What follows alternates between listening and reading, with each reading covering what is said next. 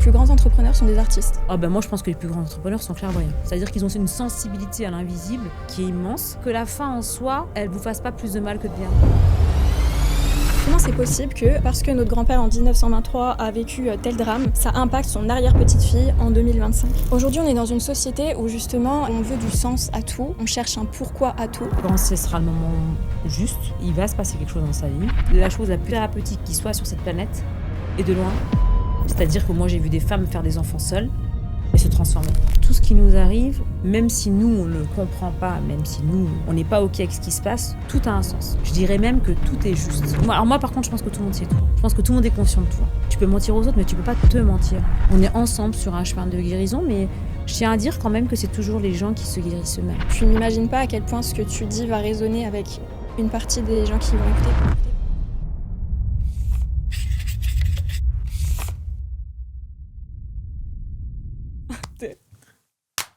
C'est parti.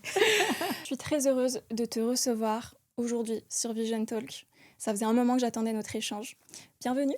Merci Céline. Vision Talk, pour ceux qui ne connaissent pas, c'est le podcast qui vous aide à mieux vous comprendre et à mieux comprendre le monde, avec des invités au parcours inspirant ou aux expertises enrichissantes. Et pour ceux qui ne te connaissent pas, donc Sherazade, tu es thérapeute. Depuis des années, tu accompagnes des centaines de personnes à guérir. Pour trouver un moyen de te présenter, de définir, c'est un petit peu difficile parce que tu fais tellement de choses, mais le mot qui m'est le plus revenu, c'est guérir. Guérir des incompréhensions, guérir des traumas, guérir des peurs. Je sais pas comment toi tu te présenterais. Me présenter, c'est pas trop mal ce que tu viens de dire finalement, la thérapie à tous les étages, la thérapie classique, la thérapie transgénérationnelle. La thérapie de l'âme aussi, on pourrait parler beaucoup de ce côté-là où les gens vont pas forcément bien sans savoir pourquoi ils vont pas bien. Donc mon travail, c'est d'essayer de comprendre, au-delà de ce qu'ils peuvent me dire parfois, parce que finalement, il y a des choses dont on est conscient et des choses dont on n'est pas du tout conscient. Et moi, je vais plutôt dans la partie inconsciente, parce que je travaille avec beaucoup d'hypnose conversationnelle, d'hypnose tout court. Et j'ai cette appétence-là d'aller voir au-delà des apparences, au-delà de ce qu'on peut dire parfois, pour trouver la source, souvent de leurs problèmes, de leurs traumas, de leur mal-être. Et je les aide sur un chemin de guérison. On est ensemble sur un chemin de guérison, mais je tiens à dire quand même que c'est toujours les gens qui se guérissent eux-mêmes. Moi, je participe à quelque chose. T'es l'intermédiaire. Je peux être un intermédiaire, je peux être celle qui permet quelque chose, mais au fond, c'est les gens qui se guérissent. Mais ils sont prêts. Donc, quand ils sont prêts, on se rencontre, tout simplement. Voilà. Mais c'est difficile de se définir. Ouais, c'est difficile. C'est pour ça que généralement, je présente mes invités parce que quand ils se présentent, ils minimisent ce qu'ils font généralement. Et si je suis aussi contente de te recevoir aujourd'hui, c'est déjà parce que on se connaît, on se côtoie. On s'est d'abord rencontrés dans un cadre personnel où tu m'as beaucoup aidée personnellement. Et puis ensuite, on a été amenés à travailler ensemble. Et puis surtout, si je suis aussi contente de te recevoir aujourd'hui, c'est pour tout ce que tu apportes et que tu vas apporter dans cet épisode qui, je sais, va faire du bien à beaucoup de personnes. C'est à la fois ta finesse d'analyse, ta capacité à décrire ce qu'on vit et aussi ta capacité à voir l'invisible, justement. L'objectif de cet épisode, c'est qu'on va parler des blessures. J'en ai catégorisé 3 sur lesquelles on va revenir en profondeur. Les blessures qu'on a vécues dans notre vie, les blessures dont on a hérité de nos ancêtres et les blessures qui reviennent à plus loin et dont on ne peut pas toujours l'expliquer avec des mots. L'idée de cet échange, ça va être justement d'aborder les choses en profondeur et de donner des clés à ceux qui nous écoutent pour comprendre peut-être un peu plus ce qu'ils vivent, ce qu'ils portent et aller au-delà de ce qu'on a l'habitude de voir en ce qui concerne la psychologie et les blessures. Pour commencer, j'aimerais te demander, toi en consultation, quelles sont les raisons principales pour lesquelles les gens viennent te voir? C'est quoi? Qu'est-ce qui fait qu'on vient toquer à ta porte généralement? De façon générale, je pense qu'on rentre en thérapie parce qu'on souffre trop. Peu importe de quoi. Même si on n'est pas conscient de pourquoi on souffre, mais on sait qu'on souffre de quelque chose. Souvent, on sait, et souvent, on ne sait pas. C'est-à-dire que les gens viennent pour une raison, je ne sais pas, ils mangent trop, ils ont des TCA, ils n'ont pas confiance en eux, ils sont tout le temps en colère, leur couple, ça ne va pas, peu importe. Et puis, il y a de la souffrance, quoi. Il y a vraiment de la souffrance. Et dans la séance, déjà, la première séance, c'est la plus importante parce que tout se passe dans cette première séance. C'est comme si on posait les jalons de ce qu'allait être leur thérapie. Mais c'est surtout que moi, ça me permet de voir déjà tout de suite ce qu'il y a à faire et comment on va le faire et où on va. Et je dis bien où on va, parce qu'on y va ensemble, justement. Ouais. Donc, la plus grosse demande, c'est la souffrance. Et je crois que c'est ce qui pousse aussi les gens à changer, Mhm. même si on n'en a pas toujours conscience. Mais ouais, je dirais que premier motif de consultation, c'est la souffrance. Et t'as pas une thématique ou des thématiques qui reviennent le plus? C'est vraiment très varié. Ça va être pas, je sais pas, par exemple, des personnes qui reviennent avec des schémas récurrents. Ça peut être le burn-out, ça peut être la dépression, ça peut être. Est-ce que voilà, t'as des choses qui reviennent régulièrement ou c'est vraiment très dispersé? Bah, je dirais qu'en général, il y a deux choses. Alors, c'est marrant parce que ça se présente pas du tout sur le même visage. Il y a la perte de sens. Mhm. Donc, on recherche du sens. Alors, souvent, on va avoir des consultations qui seront plus de l'ordre de la spiritualité. Peu importe les âges. Peu importe les âges, peu importe les Ok. métiers, peu importe les profils. Parce que je Ça, sais c'est que vraiment ça, c'est humain. ta force aussi, c'est Voilà. que dans les profils que tu accompagnes, je sais que tu accompagnes des profils très différents, Mm. des jeunes adultes à des personnes voilà, plus âgées, des Neuroatypiques. cadres avec Mm. des entrepreneurs. Enfin, je sais que tu as vraiment... J'ai beaucoup de chefs d'entreprise quand même. Ouais, tu as beaucoup de Ça, chance. ça reste quand même beaucoup d'indépendants, quoi. Ça tombe bien puisque l'audience est majoritairement des entrepreneurs. Donc je pense que ça va parler parce que on va revenir peut-être après, mais c'est vrai qu'il y a... tu me diras ce que tu en penses, mais j'ai l'impression qu'il y a quand même des profils où il y a des Plus de questions. problématiques Ils se posent plus de mentales, questions. entre guillemets, Mm, qui mm. sont plus chargées que dans d'autres Je secteurs. pense qu'ils se posent plus de questions aussi, les gens qui entreprennent. Et l'entreprise, pour ceux qui nous regardent, peu importe ce qu'on fait, qu'on vende des baguettes ou qu'on soit... Oui, parce que c'est large, ouais, 100%. Ouais, c'est très Ouais, large. ouais. Je crois que ça parle... Enfin, vraiment, c'est vraiment une question à se poser. Pourquoi j'entreprends dans ce domaine-là et de quoi ça parle, pour moi, personnellement. Voilà. Je suis tellement contente que tu abordes ça parce que C'est hyper important, ça. dans l'audience qui me suit majoritairement, c'est beaucoup... Enfin, j'ai de tout, mais je vais avoir des jeunes entrepreneurs et moi, un peu mon combat dans l'entrepreneuriat, c'est justement de défendre ce truc de... Faut pas entreprendre juste pour entreprendre, faut que vous ayez une raison, sinon en fait ça va vous consumer et vous allez le payer d'une façon ou d'une autre. Et du coup, je suis trop contente que tu parles de ça.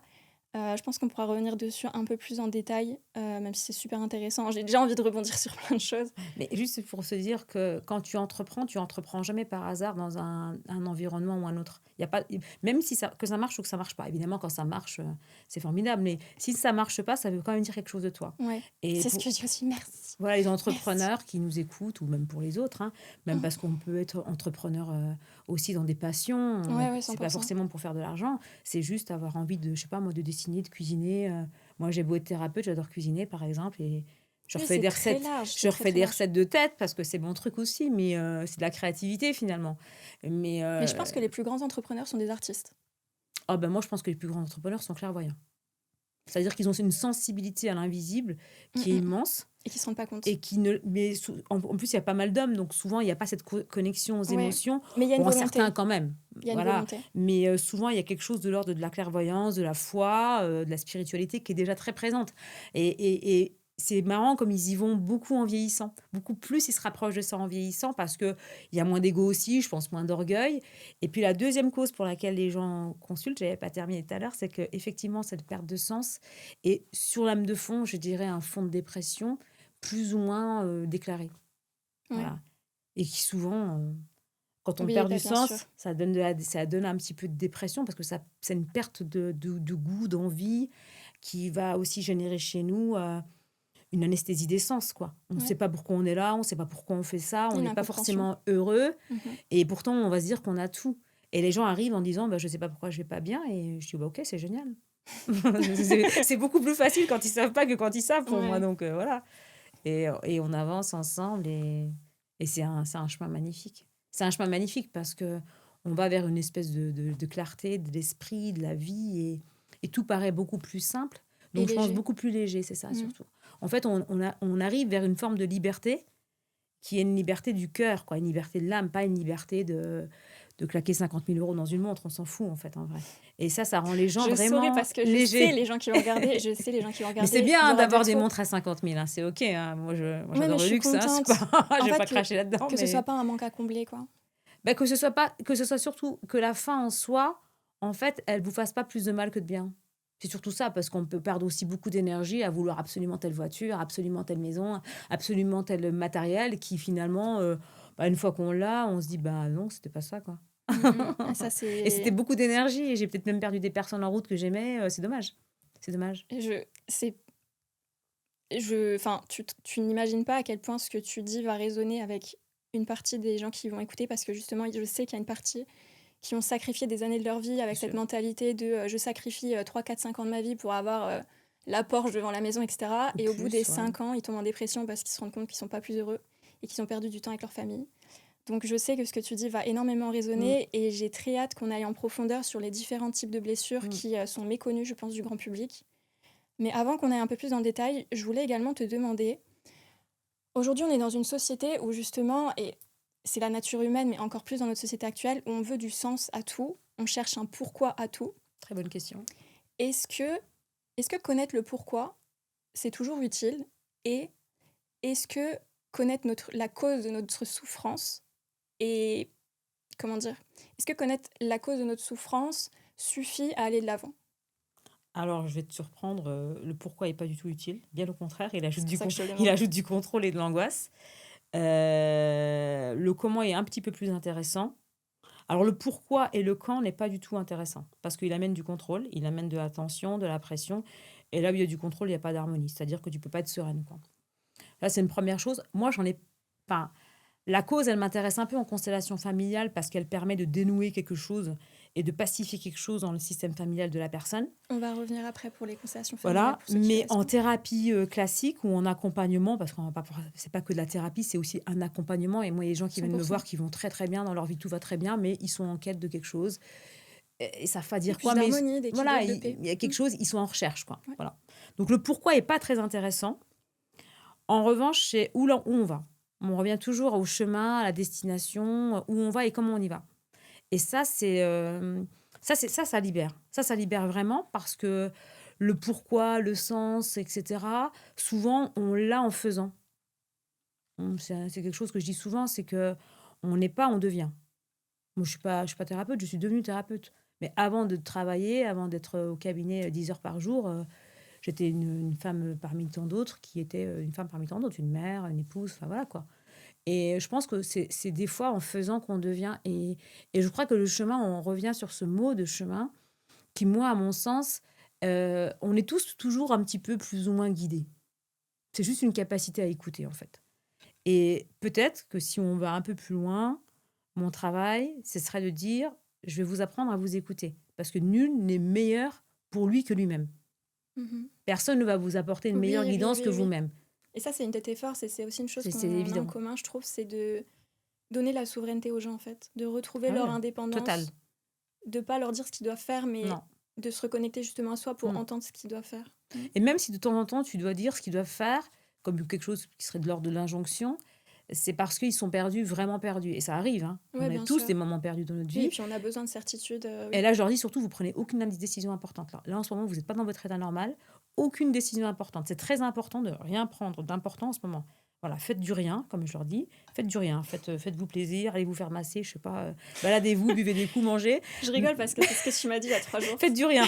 Voilà. Moi, je trouve que c'est un très bon Ouais, ouais, se pronostic, recharger, ouais. un bon diagnostic. Faites du rien. Mm. Et le rien, dans le rien émerge souvent, déjà en couple mental.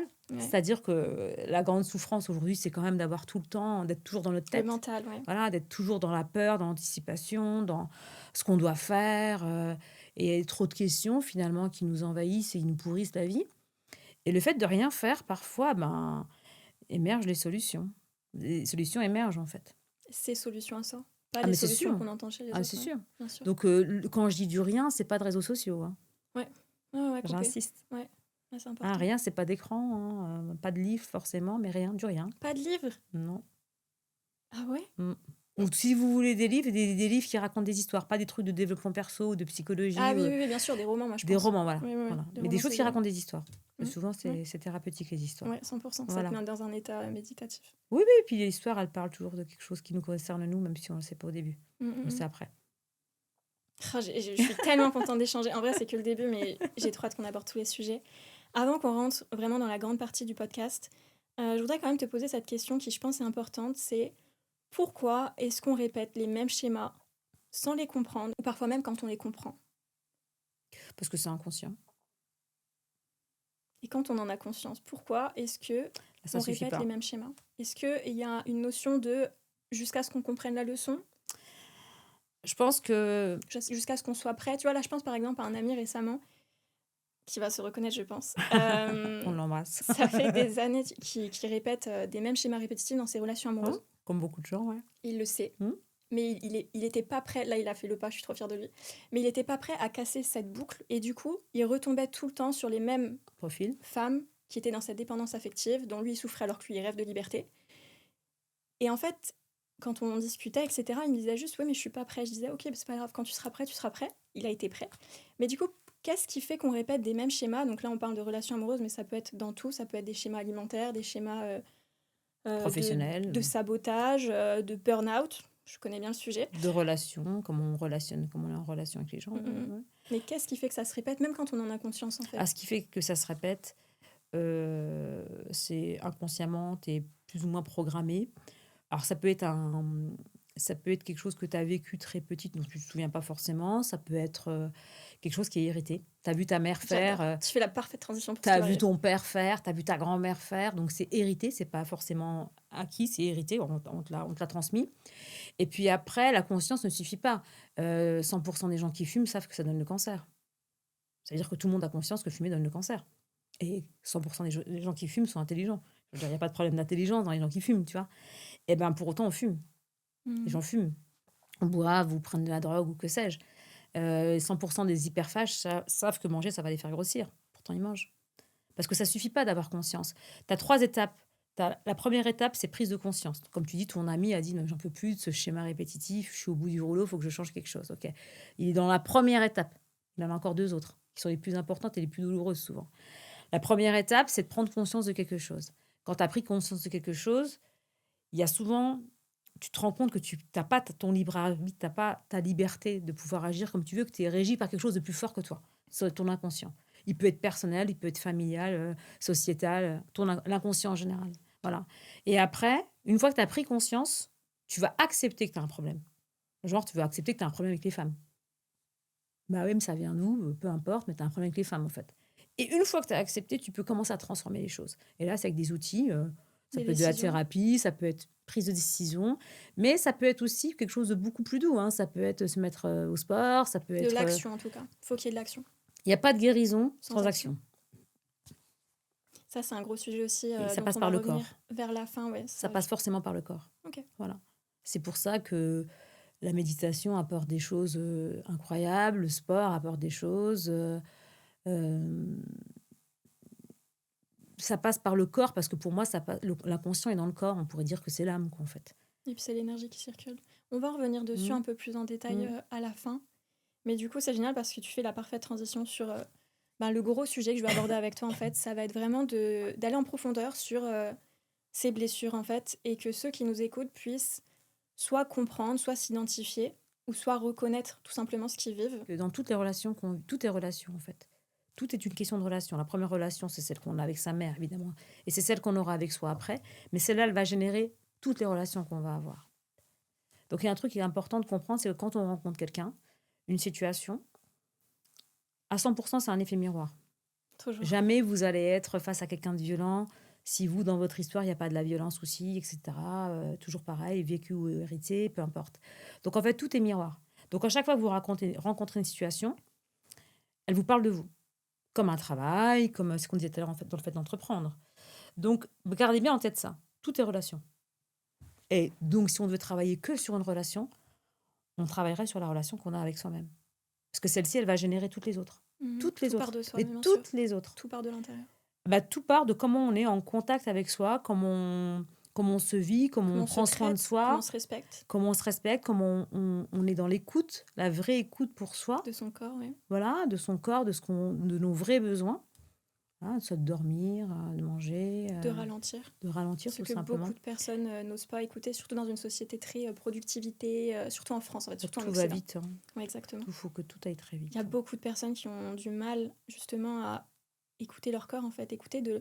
Ok, là, je sens que j'en peux plus. Mais en fait, Mm. ils continuent de forcer, ils repoussent leurs limites. Et du coup, ben, ils sont perdus parce qu'ils Ils écoutent leur n'écoutent pas les peur. signes. Ils écoutent surtout leur peur. Ou Mm. les injonctions, ou les il faut, Ouais. ou la qu'est-ce qui fait que je vais réussir, c'est que, bah voilà, ça. Mais Il tu y a passes tellement de choses. à côté de toi. Et moi, je pense que toutes tes souffrances viennent d'un manque de présence à soi. Ok, En fait, intéressant. dès qu'on n'est plus présent à soi, dès qu'on est en dehors de soi, parce que happé par le travail, les obligations, etc.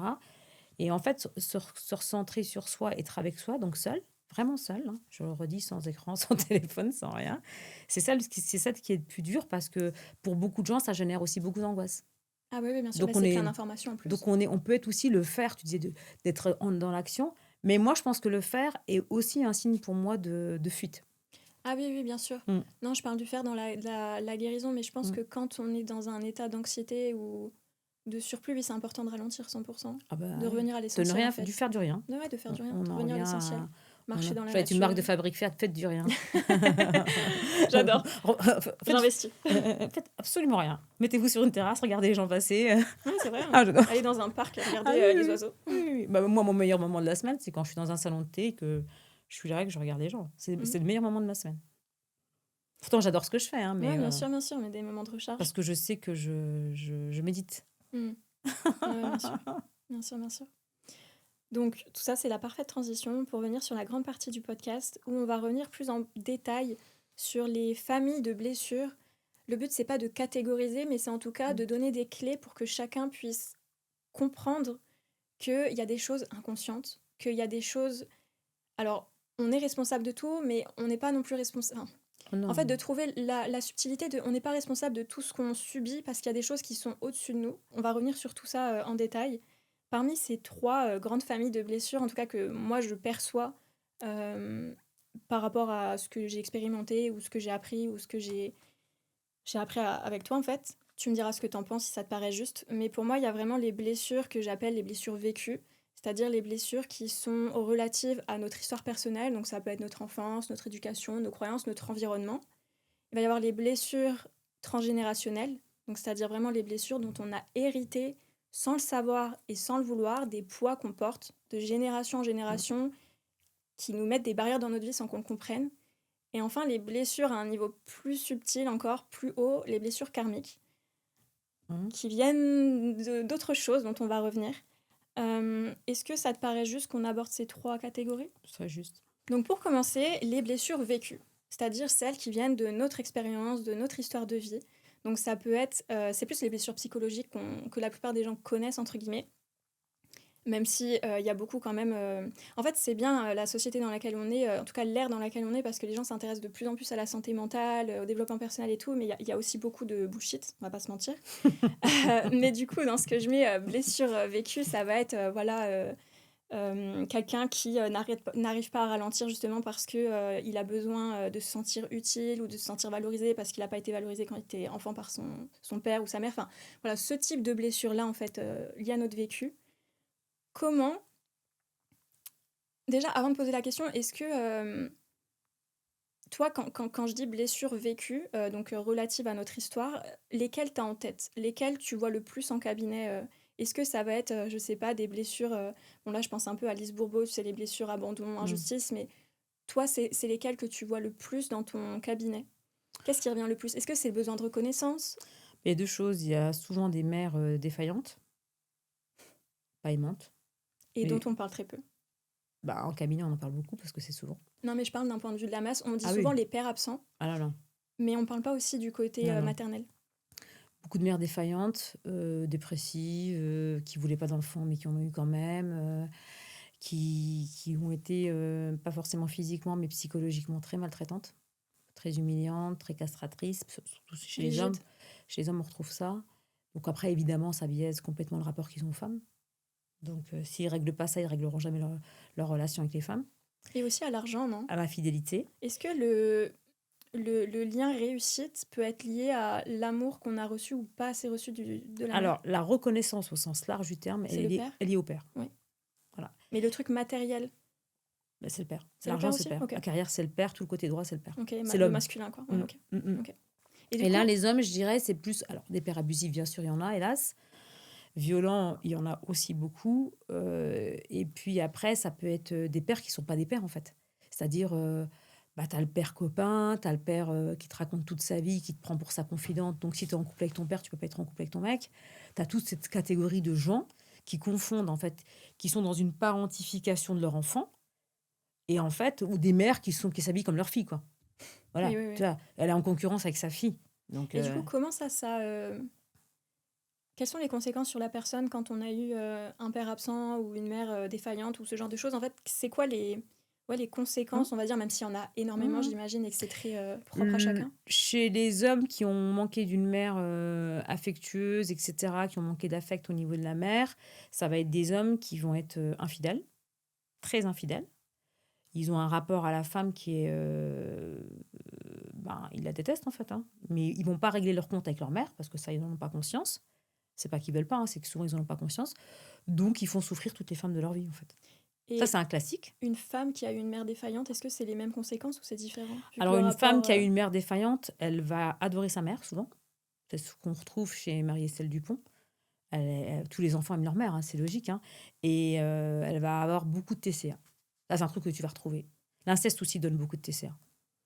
Voilà, beaucoup de troubles du comportement alimentaire et chez les filles qui ont manqué d'affect, enfin d'amour de leur mère, il y a, les TCA, alors plus ou moins, hein, c'est-à-dire ça peut être de l'anorexie mentale, mais ça peut être aussi, de l'hyperphagie, de la boulimie vomitive, voilà et cetera.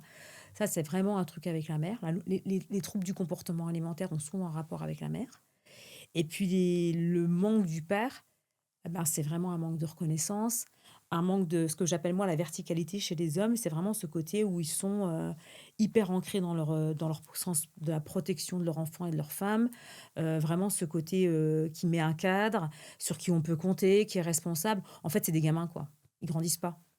Et ils sont toujours dans la montrer qu'ils sont les plus beaux, montrer qu'ils gagnent de l'argent, mais qu'ils un ont une belle besoin de voiture. reconnaissance, de Ouais, c'est un pouvoir, besoin de de ouais. reconnaissance parce qu'en fait, ce sont pas des hommes, quoi. Ils ont manqué d'un père, donc ils ne sont pas devenus vraiment véritablement eux des hommes. Alors en apparence si, parce qu'ils ont des belles bagnoles, ils sont pas mal et tout. Oui, oui, oui. Mais par contre dans l'intimité, Dans l'émotionnel.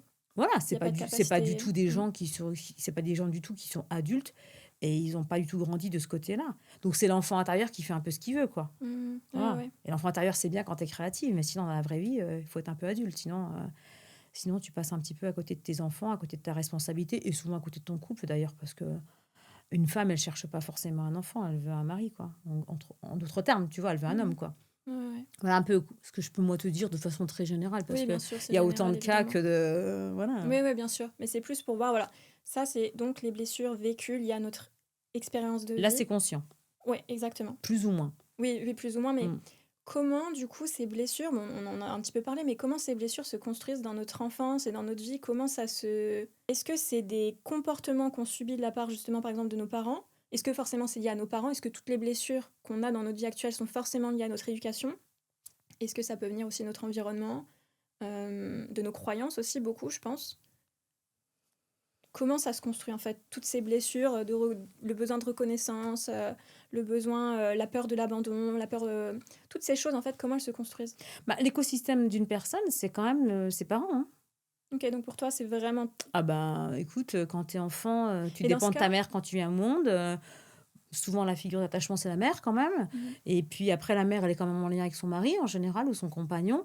Donc qu'est-ce qu'elle vit avec ce compagnon, même déjà enceinte, peut faire que l'enfant sera futur angoissé ou que sais-je, ouais, les parce insomnies, ouais. qu'elle a un mari sur lequel elle peut pas compter, qu'il la trompe ou je sais pas, tu vois? Donc moi, je pense que tout l'écosystème est quand même familial à la base. Après pour beaucoup de gens, moi j'observe que quand même beaucoup de gens vivent, des traumas comme tu dis, mais ils n'en ont pas du tout conscience. Ouais. Il y a des gens qui tromperont toute leur vie leur partenaire ou les partenaires, mais qui feront jamais le lien entre une mère qui était pas aimante et moi, le fait que je trompe tous mes partenaires. Jamais il fera le lien Mmh. et puis il veut Après, pas, il y en a beaucoup qui diront aussi, «Ma mère était aimante», mais en fait, ils dans sont le déni. oui, parce que c'est pas aimante, parce que je pense là, je m'appuie sur beaucoup de personnes que j'ai accompagnées, justement, beaucoup d'entrepreneurs hommes. Qui ont ce truc de, en fait, on les a aimés pour ce qu'ils apportaient, pour leur performance. On les a pas aimés pour ce qu'ils étaient. Du coup, ils pensent qu'ils ont été aimés, mais en fait, on les a conditionnés à être Mmh. aimés quand ils sont utiles et quand ils performent. Et du coup, ils s'identifient à leur performance. Conditionnellement. Ils sont aimés conditionnellement. À condition que tu Exactement. réussisses tes études, que tu deviennes médecin, que tu sois belle et grande et mince. C'est... Et c'est violent de Mais, s'en rendre compte. Et c'est pour ça qu'il y en a ouais, beaucoup qui sont dans le déni, je pense. Parce que ça serait trop violent de se dire... bah, je pense que le déni, c'est quand même... Enfin, il y a quelque chose en toi qui fait que ça rend malade. Et à un moment donné, tu tombes malade. Ou Ouais, tu as bien des sûr. addictions, Le ou corps parle. ben voilà, ou tu as des addictions, où tu rates toutes tes relations, où tu rates tous tes boulots, où tes gosses ne veulent plus te parler. Enfin, le déni, c'est bien beau, mais ça a ses limites aussi. Voilà. Est-ce que les profils, les comportements compulsifs, donc vraiment les profils compulsifs et addictifs, sont liés Un à... manque, toujours. Ok. Toujours un manque. Un manque de sécurité, un manque d'amour, un manque. Il y a quelque chose. Quand il y a du plus, ça veut dire qu'il y a eu du moins. C'est simple, tu vois, tu pourrais faire ça tout de suite, tu comprends. Quand je suis plus, quand je suis dans un trop, c'est que j'ai pas assez de sécurité. Quand je suis dans un trop de pensée, tu vois, les gens qui ruminent, les gens qui pensent tout le temps. Oh, jamais ils posent leur esprit. Bon, là, je Mais pense je que rigole parce ça que... parle à beaucoup de gens. Bah oui, je sais qu'il y a tellement de gens qui vont se reconnaître. Parce que, en fait, une bonne thérapie pour ceux qui nous écoutent, c'est d'arrêter de penser, mais c'est impossible. On va me dire que c'est impossible. Mais si, c'est possible. C'est juste que vous n'êtes pas dans votre tête, vous êtes juste là, en fait, dans votre corps, dans ce que vous avez envie de faire, ou dans votre joie même. Ça, c'est encore mieux, tiens, d'ailleurs. Si on peut être juste dans la joie, regardez les enfants, quand ils jouent, ils s'oublient, quoi. Voilà, c'est Ouais. ça, c'est génial. Quand on a un fou rire avec quelqu'un qu'on aime, ou une amie, on oublie tout quand on rit. Ouais, bien sûr. Par exemple. Et là, on est vraiment connecté à ce qu'on a de plus joyeux, de plus léger en nous, quoi. Mais c'était quoi ta question? Je sais plus. Je sais plus, mais par contre, je voulais t'en poser une autre. Parce qu'on parle donc des blessures vécues qui sont majoritairement liées aux parents, voire toutes. Mais du coup, bon, peut-être que ça va anticiper sur les prochaines blessures, mais pour les personnes qui ont eu une belle enfance, où ils se disent j'ai manqué de rien, tout a été bien, C'est et le cas. pourtant, ils ont quand même des comportements...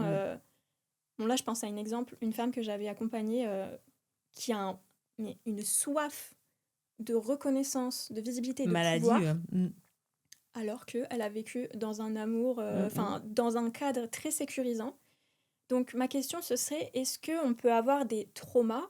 Alors, quand je dis trauma, je tiens à mettre un petit warning, parce que tout le monde utilise ce mot à tort et à travers. Trauma, tu me diras si je me trompe, traumatisme, c'est avoir un choc émotionnel, c'est ça? Ok. Est-ce que c'est possible qu'on ait un choc émotionnel, un trauma, ou en tout cas un comportement de manque, de peur, sans avoir rien vécu de grave ou d'insécurisant? Est-ce qu'on peut vivre dans un Il y a foyer? deux choses. Ok, je t'écoute. Elle peut te dire qu'elle a vécu dans un foyer aimant, etc., etc. Et en fait, elle a dû sentir, je dis n'importe quoi, mais c'est peut-être pas forcément le cas, que son père trompait sa mère, que c'était peut-être pas si feel good que ça. Parce que les enfants sentent tout, sont des éponges. Même ce que tu veux pas dire, eux, ils l'ont enregistré d'une manière ou d'une autre, tu vois. Donc ça, inconsciemment, elle va sentir une forme d'insécurité, d'absence du père qui fait qu'elle peut être dans une soif vraiment de reconnaissance abyssale. Ça, c'est un premier point. Ça peut être un premier point, n'ayant pas conscience que elle avait quand même conscience à l'époque que son père n'était pas tout à fait si présent que ça, parce que là, on parle du père. Donc, la reconnaissance, on reste sur le fait que ce soit le père. Après, tu as autre chose, et là, on arrive dans les blessures plus transgénérationnelles, c'est-à-dire quelque chose d'hérité. Ça, on va revenir après dans c'est son père qui va très bien, ses parents qui vont très bien, mais dans les grands-pères, les arrière-grands-pères, il y a eu quelqu'un qui s'est fait complètement, je sais pas moi, voler son héritage, perte d'argent, etc. Et elle, tu vas retrouver un problème avec l'argent avec elle, chez elle, tu vas le retrouver. Mais ça, c'est un peu plus une... Moi, je fais faire un truc qui marche bien. Je fais faire un arbre généalogique en 2 minutes. Donc là, tu as tout qui ressort. Ça paraît complètement débile. Et puis même ce qu'on avait fait, tu sais, quand on a un arbre généalogique, si on met le père à la place du père, à la place de la mère... On en fera peut-être un épisode. Mais moi, j'ai quelqu'un qui s'est oublié. Sur les énergies féminines et masculines, parce que ce serait super intéressant. Il y a quelqu'un qui s'est oublié, elle ne s'est pas du tout notée. J'ai dit, mais vous êtes où, vous, dans l'arbre? Ça en dit long. On m'a dit, moi, je suis invisible. Son problème, c'est qu'elle se sentait invisible. Plus que jamais, quoi. Tu vois? Donc, il y a ce truc aussi de... Là, et si c'est hérité, donc plus dans le transgénérationnel, et souvent... Ceux qui résonnent le plus avec nos vies à nous, c'est son grand-parent, voire arrière-grand-parent. Et des fois encore plus loin, parce qu'on peut remonter jusqu'à cette génération, en gros. On va revenir après. Ouais, ça, c'est tout un... parce qu'on a nos traumas, entre guillemets, et on a aussi cette génération aussi. Et 126 personnes. Ça va aller. 126 personnes, des fois, qu'on ne sache pas quoi faire de nos vies. Donc, potentiellement, là, il faut aller voir un peu plus de ce côté-là, quoi. Mais il y en a qui vont très, très bien dans leur vie, présentes et qui se retrouvent avec des casseroles d'arrière-grand-père, de grands-pères qui ont fait la Ouais. guerre d'Algérie, Ouais, ouais, ouais. ou tu vois, Ouais. qui ont connu la faim, qui ont connu les atrocités, etc. Et des colères. Souvent, tu as beaucoup ça dans les syndromes inflammatoires. Parce que l'inflammation, c'est la colère. Tu retrouves ça dans les guerres, tout ça, quoi. Mmh. Des On va héritages revenir sur de ça. gens qui ont fait la guerre. Ouais. Voilà, c'est hyper intéressant aussi. Mais Puis après, le ouais. troisième point, c'est les vies antérieures. Bon, là, les vies antérieures, on est sur un autre niveau Mmh. de conscience, parce que c'est plutôt le côté analakashique. Donc là, on peut être connecté à ce qu'on appelle les analakashiques. On va revenir sur ça après. Voilà, c'est un autre point. C'est déjà un peu plus rare et c'est souvent beaucoup plus précis. Ça Ok. veut dire une femme qui va avoir des appétences, je sais pas moi, pour les cabarets. Moi, j'ai eu le cas voilà, d'une femme qui avait des cabarets. Attends, on va revenir sur ça après. C'est pas, Ok. c'est incroyable d'avoir ça quand t'as Ouais, 25 ouais. ans aujourd'hui, le cabaret. Enfin, nous, on n'a même pas connu les cabarets, quoi. Je veux dire, voilà. C'est passionnant. Mm. C'est vraiment passionnant. Donc là, il faut aller en analakashique. Mais c'est une autre séance encore, c'est autre chose. Ok. Mm. Avant justement d'aborder plus en détail cette fois-ci le transgénérationnel, qui est un gros sujet qu'on abordera peut-être plus en détail dans un autre épisode, mais là le but c'est déjà de distinguer en fait les différentes blessures qui existent. Mais avant de passer à ça, je voulais te demander quelles est selon toi les pires croyances que les gens entretiennent dans notre génération, dans notre ère, en tout cas les croyances les plus toxiques qu'ils entretiennent et qui font le plus mal en fait. Qu'est-ce que tu appelles croyance? Ce que j'appelle croyance, ça va être les systèmes de pensée. Ça va être ce qu'on se dit en fait. Tu sais, beaucoup cette Ah oui, ça y notion est, de... c'est bon. en fait, ta vie est le reflet de ce que tu penses. Si tu penses ne rien mériter, il va rien t'arriver. Si tu penses que tout est mauvais, il va t'arriver que du mauvais. Bah, t'en as plusieurs. Hein. Il faut être absolument belle, mince et tout pour être aimée, avoir quelqu'un dans sa vie. Tu as le fait tous les hommes sont des connards. Ça, tu retrouves beaucoup ça. Tu pourras que attirer ce type de personne. Ils s'engagent pas. Bah, si, ils s'engagent, mais quand ils sont avec la bonne personne, en fait, ils n'ont pas de problème d'engagement. Pas plus que les femmes aujourd'hui, je dirais, moi. Ouais. Pour moi, c'est pas, ça se vaut. Tous les hommes sont infidèles, ben non, parce qu'aujourd'hui, je pense que les femmes, on se tient bien au niveau infidélité, il n'y a pas de problème. Tu sais que j'ai vu une statistique assez dingue, je suis pas sûre de ce que je dis, hein, mais soit c'était 50-50 en gros, ou soit les femmes étaient plus... Mais c'est sûr. Je me rappelle Moi, plus je te la l'annonce, statistique moi, exacte. dans mon cabinet, j'ai plus de femmes qui trompent que d'hommes. Hein. Voilà. C'est juste qu'elles le cachent mieux. C'est juste qu'elles sont plus intelligentes. Ouais. C'est pas beau ce que je dis, mais c'est vrai. Ils se font assez vite. Les hommes se font assez vite attraper parce qu'ils sont ils sont lisibles en fait. Ils sont très lisibles. De toute façon, vous arrivez dans une soirée, si vous plaisez à un homme, vous le voyez tout de suite. Il n'y a même pas besoin de parler, vous le sentez. Voilà. Une femme, si vous lui plaisez, ce sera plus subtil en fait. Donc voilà, il y a plein de croyances limitantes. Il y a le fait que pour exister, il faut être forcément sur les réseaux, faut être quelqu'un, faut gagner plus de temps, faut avoir telle montre, faut avoir tel sac, enfin que sais-je quoi. Et, en fait, on est très peu. On nous apprend pas. Je pense que c'est pas de la faute des gens. Je pense que c'est vraiment une question d'éducation. On nous apprend pas à être à l'écoute de notre vrai moi, de qui je suis en fait, même à se connaître quoi. Oui.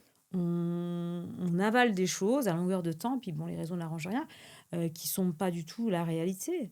La réalité, elle est beaucoup plus brute et souvent beaucoup plus simple que ce qu'on voit, en fait. Beaucoup plus simple. Beaucoup plus simple. Je pense que les rapports humains, même les rapports entre les hommes et les femmes, sont beaucoup plus simples que tout ce qu'on peut entendre. C'est juste qu'on n'écoute pas. On ne veut pas écouter. Et puis on se distrait, on va pas à Voilà, l'essentiel. dans les relations amoureuses, on parle souvent de red flags, mais les red flags, vous les avez dans le premier mois. Voir la première fois que tu vois quelqu'un, c'est très facile de voir les signes. Si tu es vraiment intuitive, dans la première heure, tu sais à qui tu as affaire. Mais la plupart des red flags, dans le premier mois de relation, vous avez tous les red flags. Ouais. Voilà. Et d'ailleurs, quelque chose qui est intéressant, tu me diras ce que tu en penses. Souvent, la raison pour laquelle tu vas quitter quelqu'un, c'est la raison pour laquelle tu l'as choisi. Bah oui. C'est fou. Ah oui, si tu trouves qu'il est super poète, qu'il a des grandes qualités romantiques. Qu'il est super mystérieux. Moi, j'avais le cas. Voilà, je me disais, il est super mystérieux. Ouais, et en fait, après, je me disais, en fait, il sait pas parler, en fait. Il ne sait pas communiquer. Ou alors, il est mystérieux parce qu'il dit pas assez de choses, parce qu'il a une double vie. Tu vois, ça peut être plein de trucs comme ça. Mais ça, c'est évidemment...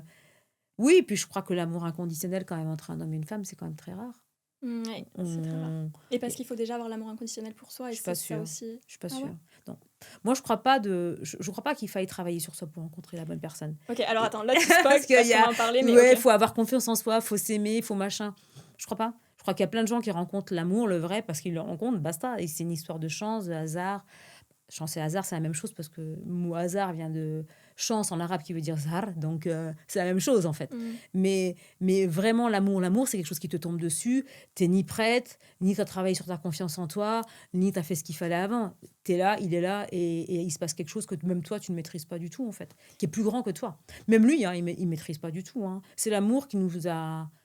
On est plus, nous, au service de l'amour que l'amour à notre service. Hein. Ouais, bien Ça, sûr. c'est certain. Mais c'est très rare. D'ailleurs, tu anticipes, c'est une question que je voulais te poser, je vais te la poser maintenant, mais c'est exactement ça. Avec le développement du développement personnel et tout ce truc de devenir la meilleure version de soi-même, qui je trouve est très C'est horrible. horrible, on est d'accord. Mais il y a beaucoup ce truc, en tout cas, il y a beaucoup de croyances de gens qui disent, oui, pour trouver l'amour de ma vie ou pour avoir une belle vie, je dois guérir de tous mes traumas. Ah non, Mais les gars, pas du si tout. vous attendez de guérir de tous vos traumas, Vous serez mort. ouais, Parce que ça n'arrivera pas. donc je voulais te poser cette question de est-ce que selon toi, Ah non, faut rien guérir du tout. Hein. et est-ce que tous les traumas sont à guérir? Est-ce que, enfin, tous les traumas, encore une fois, j'utilise le terme trauma, mais il y a beaucoup de gens qui l'utilisent à tort et à travers, mais ma question, ce serait plus, est-ce que selon toi, tout est à guérir ou est-ce qu'il y a aussi des choses à simplement accepter? Alors déjà, la première chose, c'est que la chose la plus thérapeutique qui soit sur cette planète, et de loin, c'est l'amour. C'est-à-dire que moi, j'ai vu des femmes faire des enfants seules et se transformer. Ouais. Parce qu'elles ont eu quelqu'un à aimer, Ouais. d'un amour. Et Dieu sait que les mères, on aime nos enfants d'un amour plus Même qu'un... juste avoir un chat. Hein. Moi, je sais que quand j'ai eu mon chat, Voilà. ça m'a... Quelqu'un à aimer. Oui. Exactement, Ouais. bravo. La transition est magnifique parce que moi-même ayant un chat, si, belle. qui est quand même incroyable, plus Trop que mignonne. belle, elle est intelligente. Elle est trop mignonne. Voilà. Mais c'est vrai que quand tu as quelqu'un à aimer et quand tu es aimé, il n'y a pas mieux en fait. Ouais. Et tous les thérapeutes te le diront. Et Voilà. puis la vie prend un autre sens. En fait, là, je parle juste d'un chat. Je suis pas encore maman. Mais vraiment, quand j'ai eu mon chat, Ah non, j'ai mais un vraiment eu enfant, ce c'est truc incroyable. de... la vie vaut la peine encore plus d'être vécue. Enfin, vraiment un truc de... Ouais, d'amour, d'abondance, Et en puis, fait. tu es responsable. Oui. T'es en Oui, 100%. sa vie dépend de toi, en fait. Il faut que tu la nourrisses, il faut que tu t'en occupes, que tu sois avec elle, etc. Donc, en fait, c'est quelque chose qui nous guérira au-delà de tout ce qu'on pourra faire dans nos vies. Ouais. Mais Voilà. Voilà. pour Ça, c'est parler très un peu de important. ça. On va pas parler que thérapie, ça sert à rien. On va parler de choses très... parce que nous restons des êtres humains, donc des êtres sociaux, au fond, avant d'être des chefs d'entreprise ou je ne sais qui, on reste des êtres humains. Oui. Et du coup, si vous aimez... Des êtres d'amour. Et si vous êtes aimé, vous verrez, ça ira. Ouais. Là, ça se complique. Alors, avec un chat, c'est pas très compliqué, ni avec un chien, mais avec un être humain, c'est un peu plus compliqué parce qu'effectivement, il y a des blessures et des choses qui font que on est... Parce qu'en fait, la relation intime, c'est ce qui réveille toutes nos peurs. Oui. Donc, si on doit travailler sur nous, on sait exactement sur quoi on doit travailler quand on est en relation avec quelqu'un. Et puis pas que amoureuse. Hein. Non, même mais les relations relations amicales, familiales, c'est voilà. toujours des reflets de ce qu'on doit travailler. Voilà, l'intimité, pour moi, elle est émotionnelle, elle n'est pas sexuelle. Hein. C'est pour ça que je dis intime. Enfin, toutes les relations intimes, les amitiés, les familles, les amoureux, nous font travailler grandement sur nous. Ouais. Ça, c'est une certitude. Après, moi, je crois que quand on s'aime, on aime tout de l'autre. Ouais. On aime ses défauts.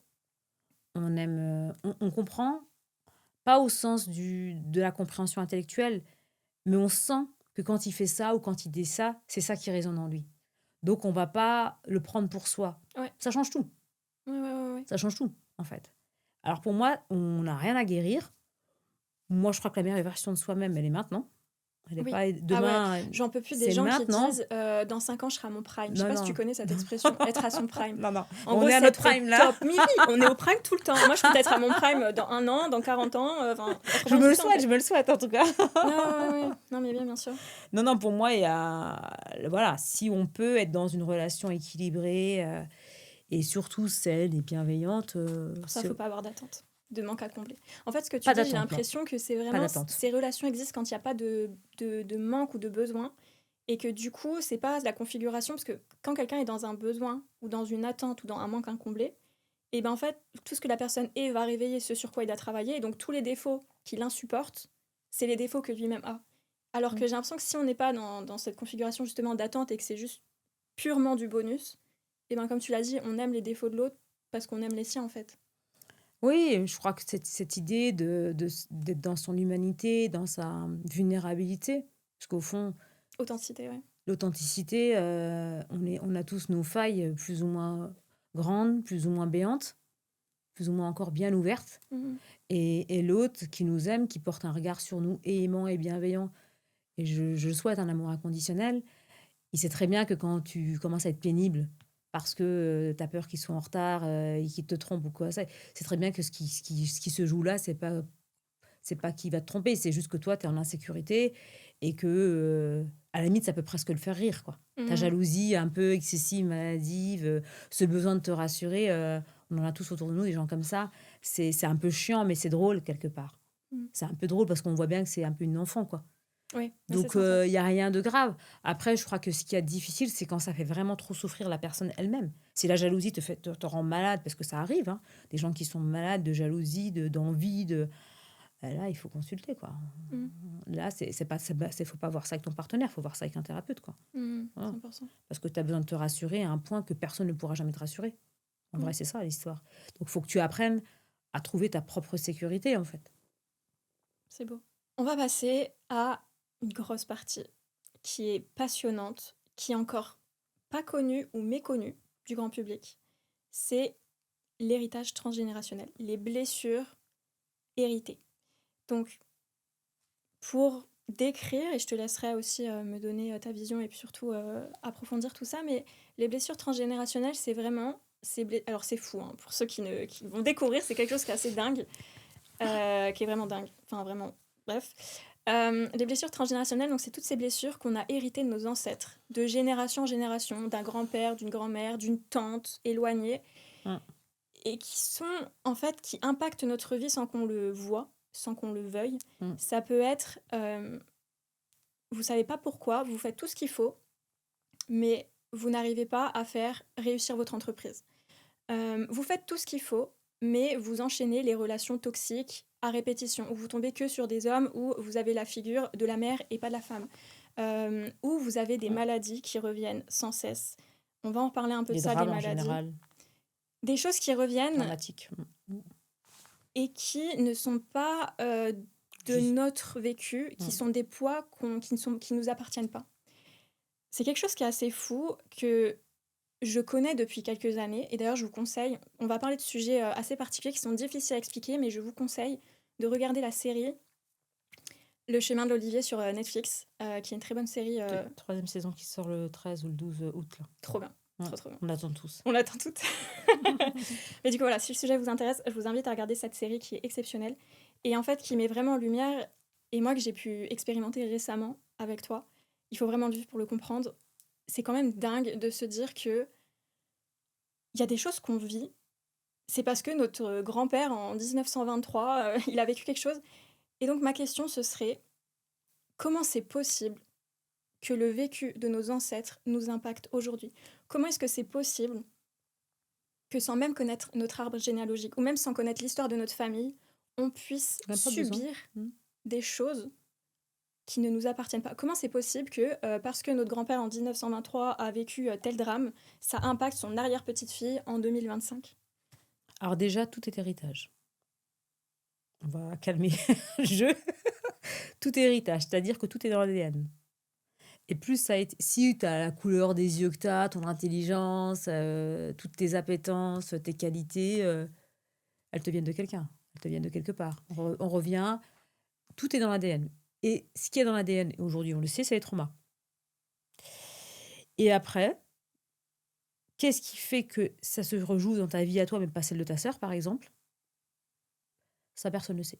Bah, moi, je sais pas. Je sais pas répondre à ça. Ce que je sais, c'est que tout est héritage. Et qu'en fait, à travers les constellations familiales, c'est ce qu'on découvre dans le chemin de l'Olivier, ou même d'autres thérapies, parce qu'il y a les constellations familiales, mais la psychologie transgénérationnelle joue aussi un rôle. Voilà. Alors juste pour petite parenthèse, les constellations familiales, donc c'est une thérapie qui permet justement de libérer les héritages transgénérationnels. Mm. Si ça vous intéresse, je vous invite à aller sur son Instagram, que je mettrai en barre description, qui explique ça plus clairement, parce que ce serait un gros sujet. Peut-être qu'on l'abordera dans un autre épisode si ça vous intéresse. Ça peut faire une séance. Ouais. Vous nous dites. Dites-nous ce que vous en pensez en commentaire. Mais du coup, voilà, c'était la petite parenthèse constellation. Donc en fait, tout est héritage. Et moi, le constat que je fais tous les jours, c'est que on a quasiment le choix dans rien. Alors ça, c'est un petit peu C'est dur. une autre question que je voulais anticiper avec toi, c'est dur de dire ça, mais c'est vrai. à quel point on a vraiment le libre arbitre? Non. Parce qu'en réalité, j'ai l'impression que on a des choix, mais il y a tellement... C'est tellement chargé dans l'invisible. Ouais, ça. Quel est... À combien... Enfin, est-ce qu'on a vraiment le libre arbitre? Pas du tout. Parce que tu vois, c'est comme ce truc de... Très peu. C'est quelque chose que je défends beaucoup, justement, dans mon approche entrepreneuriale, et qu'on partage la même chose. C'est ce truc de... Quand quelque chose n'est pas fait pour toi, ça ne prendra pas. Et du coup, ça revient pour moi encore à ce truc de libre arbitre. Tu peux forcer les choses, si elles sont pas faites pour toi, ça prendra pas. Non. Et ce qui est fait pour toi, si ça vient par la porte et que tu la fermes, ça passera par la cheminée ou ça Mm, passera par la mm, mm. fenêtre, mais ça arrivera d'une certaine manière. Tout à fait. Donc, est-ce qu'on a vraiment le libre arbitre? Alors pour moi, non. Le contrôle encore moins. Et tout ce qui nous arrive, même si nous, on ne comprend pas, même si nous, on n'est pas OK avec ce qui se passe, tout a un sens. Je dirais même que tout est juste. Alors ça peut faire grincer un peu des dents, parce que tu as un enfant qui est malade, il t'arrive un drame, tu me dis, attends, c'est pas possible, je Ouais. mérite pas ça. Non, j'ai pas dit que tu le méritais, je disais que tout est juste. C'est-à-dire que si on avait tout l'historique de tous nos ancêtres, ce qui est quasiment impossible, bien sûr, on se dirait, ah bah oui, mais j'ai ça aujourd'hui parce que regarde, lui, il a eu ça. Bah, c'est normal que ça donne ça.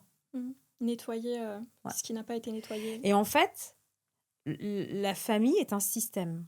Alors quand je dis système, c'est un écosystème inconscient qui est fait pour être maintenu. Donc, si j'ai une grand-mère qui a vécu un viol, qui est tombée enceinte de ce viol et qui est morte de ce viol, un drame horrible, il y a fort à parier pour que moi, je sois stérile, pour que moi, je fasse du vaginisme, pour que moi, je puisse pas avoir d'enfant, pour que je reste célibataire, etc. etc. Ouais. Donc, en fait, ce qui paraît complètement fou, si on avait tout l'écosystème de toute notre famille sur plusieurs générations, serait complètement juste et logique. Les liens, Voilà. en fait, sont... C'est incroyable. Ouais, Alors, bien la sûr. Faut thérapie, l'expérimenter pour le vivre. la thérapie des constellations familiales, parce que c'est une thérapie en soi, c'est la thérapie d'un système. Donc, en fait, on vient régler un problème à un moment T chez une personne en 2025 pour pacifier une blessure, un trauma, quelque chose qui a été vécu, un secret. Souvent, ça, c'est quelque chose qui ressort beaucoup en constellation, il y a des années, voire des siècles. Ouais, c'est vraiment des siècles. C'est incroyable. Ouais. Et c'est puis incroyable. Qui empoisonne une lignée parce que on va parler des maladies. Juste un truc. Ouais. Quand il y a mariage, conjoint, enfant, machin, il faut savoir une chose, c'est qu'il y a un mariage des deux systèmes familiaux. Ouais. Donc, on potentialise les problèmes. Ouais. Les problèmes ou pas, ou les choses belles, parce qu'il y a aussi des choses belles, justement. Mais voilà. Donc, en fait, rien n'est hasard, tout est héritage. Donc, on ne choisit rien. Et avant de passer sur les maladies, je voulais quand même te poser cette question. Je t'ai posé tellement de questions. Mais tout est héritage.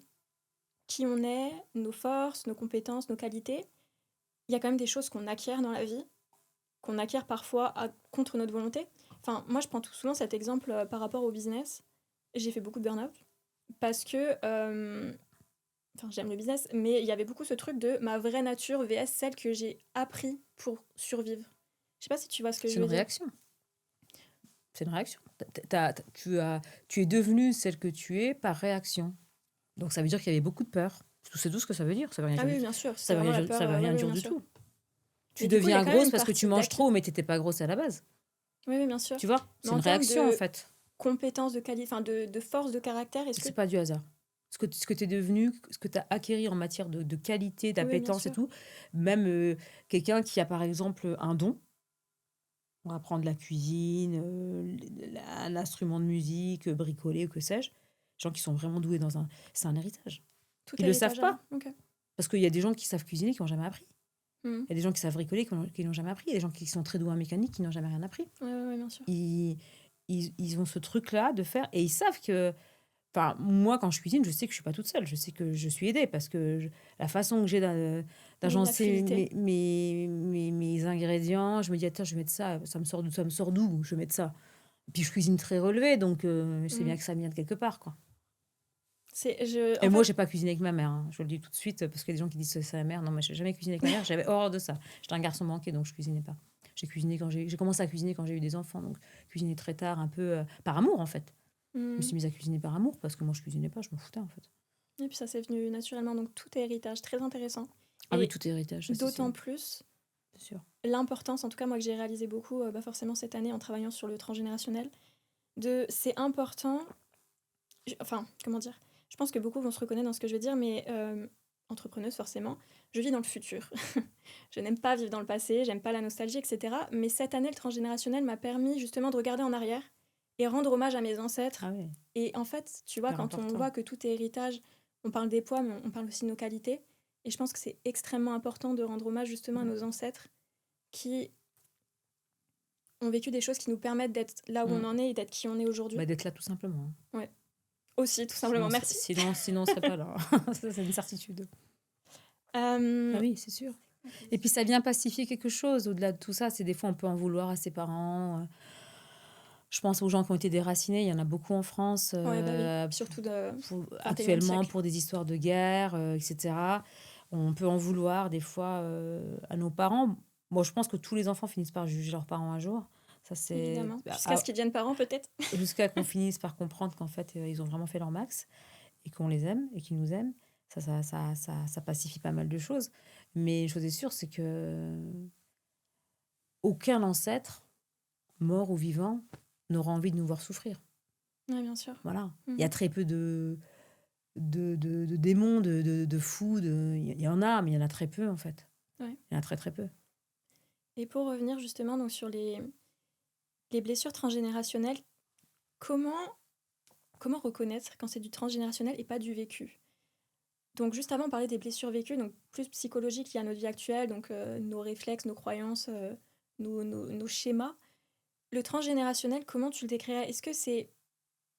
Enfin, moi, la perception que j'ai l'impression que c'est vraiment tout ce qui va être répétitif. Donc ça peut être des maladies, ça peut être vraiment des choses où on se dit, c'est pas de ma faute. Enfin, en fait, là, on n'a pas le contrôle et ça se répète. J'ai l'impression que c'est là où c'est du transgénérationnel. Le transgénérationnel, tu peux l'avoir sur des schémas répétitifs, tu peux l'avoir sur des éruptions cutanées, tu peux l'avoir sur des relations qui finissent mal, sur le fait de ne pas réussir à trouver la bonne maison ou le bon endroit pour vivre. Il y a plein de choses. Ou alors tu vas trouver la bonne maison, mais tu vas avoir que des fuites, tu vas avoir que des problèmes avec le voisinage. Il y a plein de choses en fait. Plein de choses. Des gens qui vont avoir des choses dramatiques dans leur vie en fait. Tu vois, des gens qui vont perdre un enfant, qui vont... Les fausses couches aussi, beaucoup. Ouais.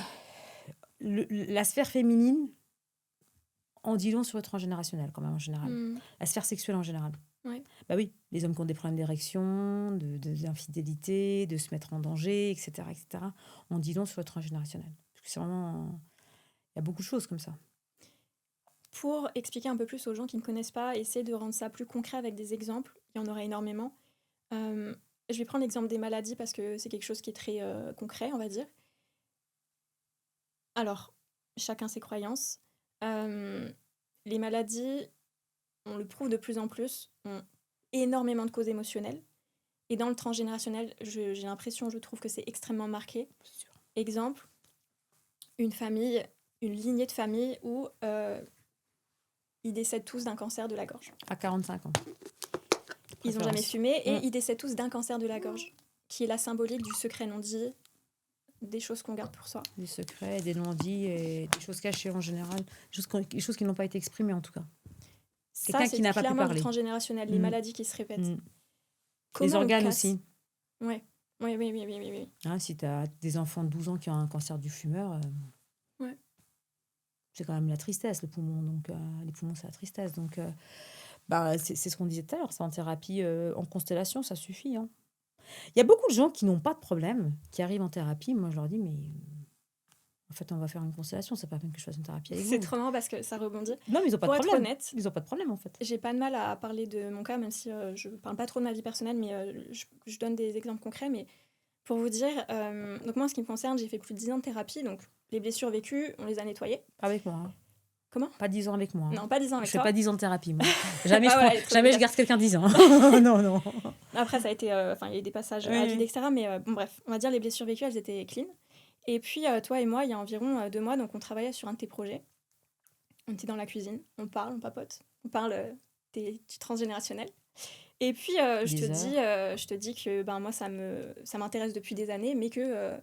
ça me fait peur, je me sens pas prête. Et puis je te dis... Non, tu m'as dit, j'ai rien à travailler. C'est pire. Et puis je te dis, non mais de toute façon, tout va bien dans ma vie, je suis heureuse, je vois pas ce que j'ai à travailler. Et puis 20 minutes plus tard, je dis cette phrase de... Non mais moi je fais confiance à personne sur Terre. Hein. Et bon, c'est qu'il y a quelque chose à travailler. Et typiquement, tu m'as dit cette phrase de... C'est génial parce que ceux qui disent n'avoir rien à travailler, c'est ceux qui ont tout à travailler. Ouais. Et résultat, ma constellation a été, je pense, la plus intense. de toutes. Folie. Bon, j'avais déjà une idée, hein, l'histoire de la main qui tremble et tout. Bon, Ouais, ouais, ouais, sans ouais. rentrer dans le détail, voilà. Ouais.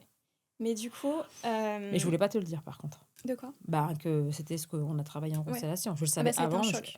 Ça a Bah, été un choc. c'est pour ça que je t'ai pas dit avant. La main qui tremble, ouais. Bah oui, j'ai pas voulu le dire avant, parce que je pense que tu Et aurais quelque chose été... que j'ai depuis ma naissance, Ouais. qu'aucun médecin n'a pu m'expliquer. Et donc, on a fait cette thérapie qui m'a permis de faire des liens bouleversants sur des choses que j'ai vécues dans ma vie à répétition, des choses très injustes, qui, en fait, relevaient d'autres générations. Enfin, je vais pas rentrer dans le détail, mais c'est quelque chose qui est très bouleversant, mais qui est très libérateur. Extrêmement libérateur, mais je pense qu'il faut quand même être prêt Oui. pour le faire. De toute façon, toi-même, tu me l'as dit, quelqu'un qui n'a jamais travaillé sur soi, qui fait une constellation familiale, il peut finir en hôpital psy potentiellement. Non, mais disons que... C'est quand Ou alors, même... il faut faire une constellation qui soit très douce. La tienne était particulièrement intense, mais tu avais déjà travaillé sur toi. Ouais. Et ce que tu avais à travailler était très fort. Mais la plupart des constellations familiales, regarde... Oui. Et je Louis, sais de qui tu vas parler. voilà. T'as vu, je l'ai faite. Très C'était doux. une demi-heure, c'était hyper doux et très efficace. Par contre, lui, il a commencé une thérapie après. Lui, il m'a appelé le lundi pour commencer sa thérapie. Ouais. Donc, quand c'est des gros dossiers, il est bon d'avoir travaillé un peu sur soi pour pas avoir trop d'émotions et que ce soit pas trop lourd. Parce qu'il y a des remontées émotionnelles quand même qui vont avec la constellation. Ouais.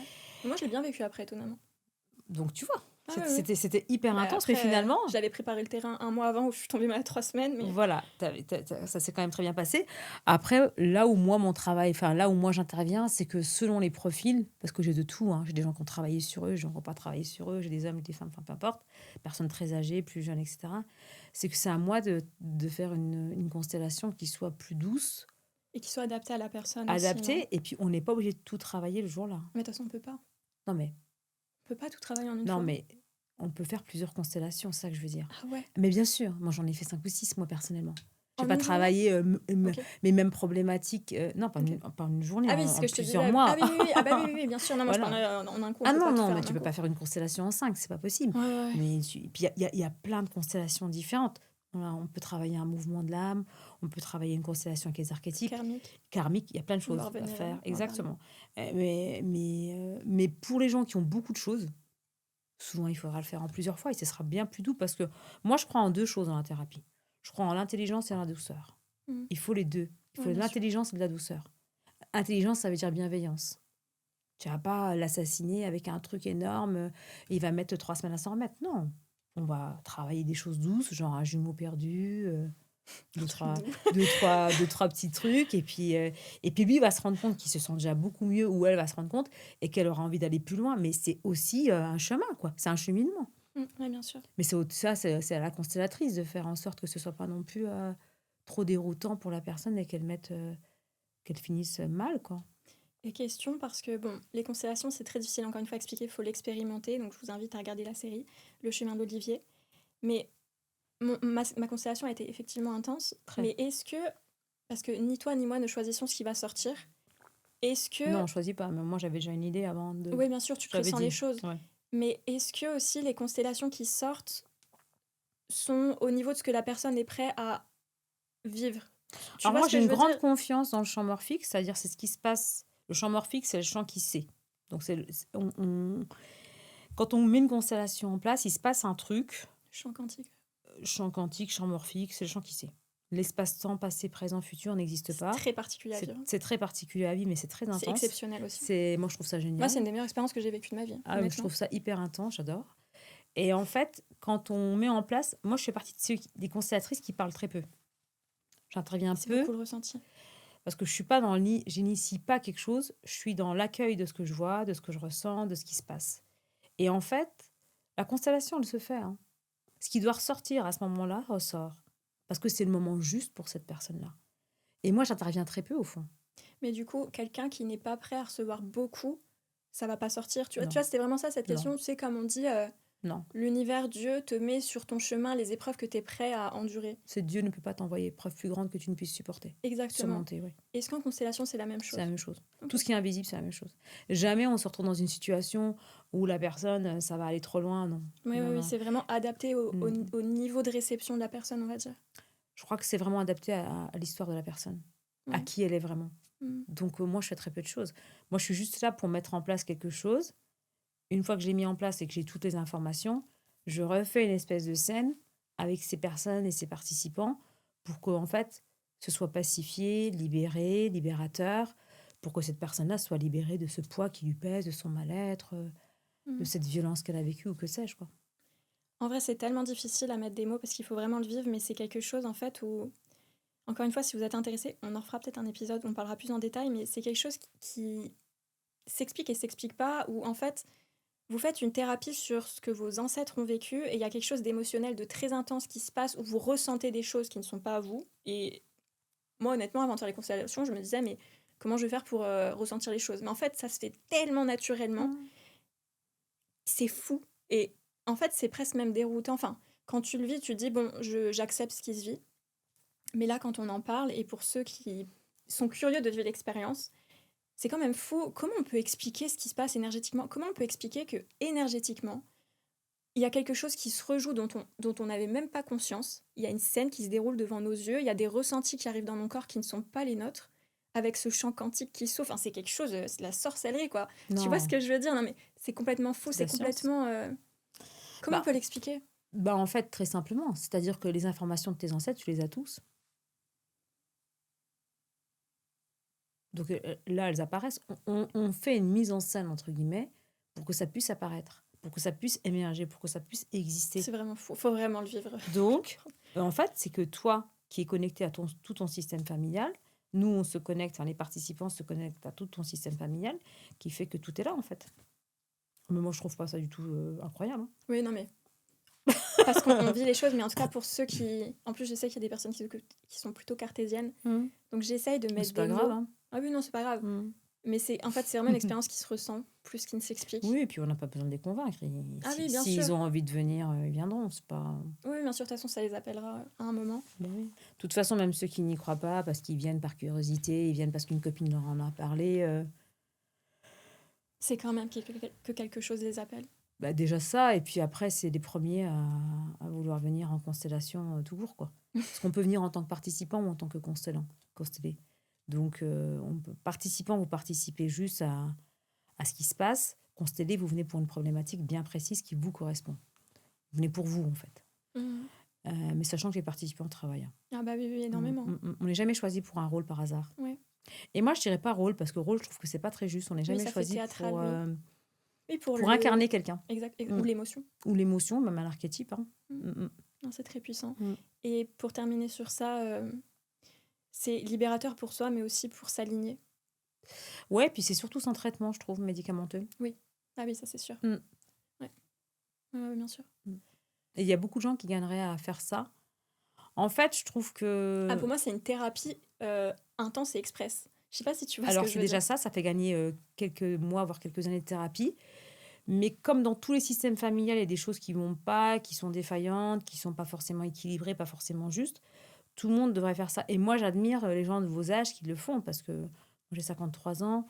Je pense que si tu fais ça à 20, 25 ans, 30 ans, mais c'est génial. Surtout pour les enfants aussi. Mais oui, Que potentiellement avant on peut d'avoir des avoir. enfants déjà. Mm. Ah ouais, Tout bien le monde sûr. devrait passer par ça. Mm. Ça doit être remboursé par la Sécu. Je suis d'accord. Mm. Je suis d'accord, mais Ça nous on éviterait en est bien au des début. mots. Je pense que... Oui, c'est le début des constellations en Ouais, France. je pense qu'en France, ça va commencer à devenir beaucoup plus connu, je pense, dans 10 ans. 10 ans, je pense. Non, ça va très vite aujourd'hui. 5 ans, tout le monde aura fait une constellation. Ah, je sais pas. Hein. C'est Le long. grand public? Mm. Non, je sais pas. Mais si, les gens sont J'espère. intelligents. Ça ferait du bien au monde. Les gens, ils voient bien qu'il y a quelque chose qui va pas en ce moment. Les gens seraient plus apaisés, ça ferait du bien. Oui, c'est la thérapie de la sagesse, en fait. Oui, vraiment. Ça amène de La la libération. paix. La C'est paix. vraiment de la libération. De Ça la allège. libération et de la paix, ouais. Ouais, 100%.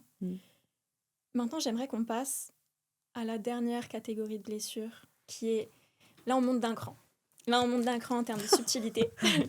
On rentre dans une dimension plus spirituelle aussi, mais qui est tout aussi fascinante. Les blessures karmiques. Comment est-ce que tu décrirais les blessures karmiques? Qu'est-ce que c'est? D'où ça vient? Comment ça se symbolise dans notre vie? Je dirais que toutes les relations sont karmiques. Toutes les relations intimes et importantes sont karmiques déjà. Ok, comment tu définirais ça pour ceux qui ne connaissent pas justement ce terme? C'est difficile à expliquer, mais pour moi, karmique, si je devais le définir, ce serait vraiment ce que tu dois apprendre en fait. Le miroir de ce que tu dois vivre par rapport aux aux dettes karmiques que tu as dans une autre vie. Je sais pas. Moi, le karma, c'est la somme, c'est l'addition de ce que tu as fait dans cette vie, dans les autres vies. Donc, c'est Hmm. l'addition qui arrive là maintenant. Ouais, il faut Donc, payer l'addition. bah ouais. Je Mais dirais du que c'est la négatif comme somme. du positif. Parce Exactement. qu'on parle souvent du négatif, mais c'est aussi le Non, mais positif, le le karma, karmique. c'est tout ce que tu as fait. Ouais, Toi et tes vies toutes tes antérieures. actions. Mais sachant qu'on a eu énormément de vies antérieures. Donc, Combien tu peins? Parce que j'ai déjà eu cette discussion avec plein de personnes mm. très expérimentées. Et j'ai des réponses différentes à chaque fois. Alors, beaucoup, mais très peu résonnent encore. Mais est-ce que ça se compte en centaines ou en milliers? Bah, pas loin du millier quand même. Ouais, Du million, ouais. Même. c'est énorme. Bah ouais, mais très peu résonnent. C'est-à-dire que toutes les appétences, Alors attends, je tiens juste à mettre une parenthèse que je c'est me des vies mets antérieures. dans la tête de ceux qui sont pas dans cet Mm. univers et qui peut-être n'y croient pas, mais qui vont se dire comment ça, milliers, millions. Expliquer que, en fait, dans ce dont on parle, en tout cas dans nos croyances, les vies antérieures sont pas forcément des vies humaines. Ça peut être aussi des Des vies... animaux, ça peut être des plantes, ça peut être des pierres, ça peut être plein de trucs. Exactement, Mm. tout ce qui va être vivant. Mm. Ok, je tenais juste à mettre la parenthèse pour C'est ceux très qui vont se dire particulier. Non, mais c'est what très the fuck. particulier. On peut comprendre aussi que les gens n'adhèrent pas. Hein. C'est Oui, pas... bien sûr. C'est très particulier. C'est pour ça que là, je dis on rentre dans un cran plus subtil. Mm. Mais donc, ce serait l'addition donc, de tout ce qu'on a vécu dans cette vie et dans les précédentes. Mm. Celle qui résonne en tout cas. Celle qui Tout ne résonne. résonne pas. Hein. Mm, Tout ne résonne pas. mm. Et Et ça résonne quand il y a eu quelque chose de grave. En c'est ce que général, j'allais un dire. décès, Généralement, c'est quand il y a un drame, une un mort. décès, Ouais. ouais. Mort brutale, Ouais. ouais. Et du Ou coup, traumatique, quoi, dramatique. comment ça s'incarne dans notre vie actuelle? Comment on sait quand c'est karmique? Comment on sait quand c'est pas du vécu, c'est pas du transgénérationnel, mais c'est quelque chose de karmique? Et là, en exemple, C'est j'avais quand ça n'a préparé... rien à voir avec ton histoire de famille, quand ça n'a rien à voir avec ton histoire de famille, vraiment rien à voir avec tes parents. Mais là, Tu vas avoir des choses très particulières. En fait, ça va être.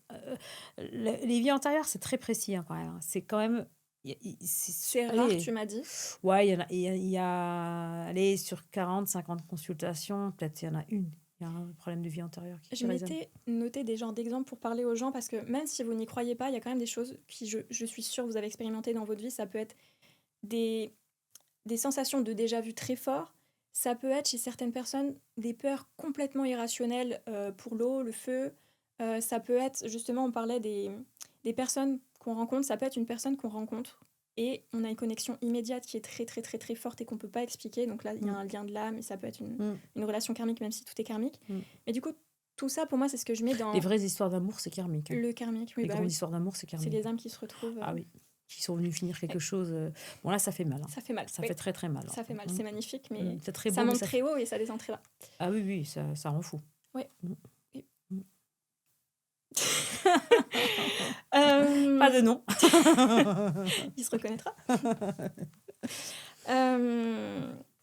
Donc oui, là c'est des exemples en tout cas, enfin des exemples types de comment ça peut s'incarner, mais toi, qu'est-ce que tu as vu justement en cabinet de comment ça peut s'incarner? En tout cas, Plein de choses.